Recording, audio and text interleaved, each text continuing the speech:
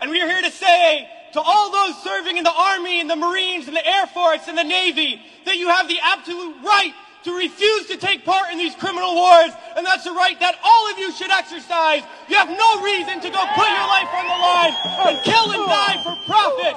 We've been to Iraq, we've been to Afghanistan, and we know what these wars are really about. And we joined the military for many reasons. Because we need a college education, because we need a job, because we need health care.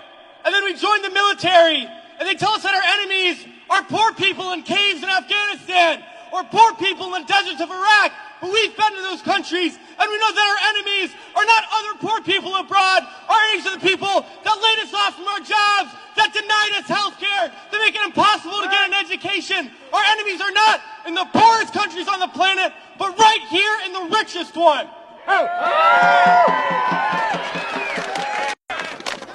Now these wars, the occupations of Iraq and Afghanistan alone are costing over $700 million every single day. This is a crime. Every single day, while so many of us are hurting. Well, I think all of us here and the vast majority of people in this country would agree that we can spend $700 million a day better than bombing people that we have no reason to bomb. We can spend $700 million a day rebuilding those countries we've destroyed. We can spend $700 million a day caring for the veterans we get home when they get home. And then we can spend $700 million a day giving every single person health care, a college education, a job, and a livelihood, and a home. That's what we need to be spending our money on. But this government is not going to do that. They're not going to use the money in that way.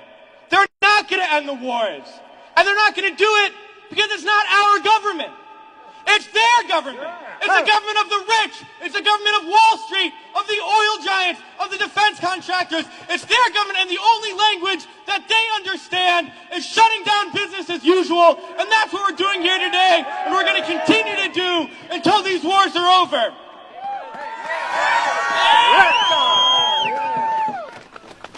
Well, it's crystal clear now that these wars are going to continue and expand and go into other countries. That is the trend. That is what we know, that there is perpetual war, and it's only going to stop if the people stand up and stop it. And that's what we're going to do, sisters and brothers. And a lot of people ask me, what do we do?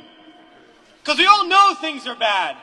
We all see the atrocities on TV. We read about it. We experience it. People always ask, what do I do? Because we always want to know what to do. Do we vote? Do we support a politician? Do we join an organization? What do we do? Well, I'll tell you what we do. It's simple. We fight.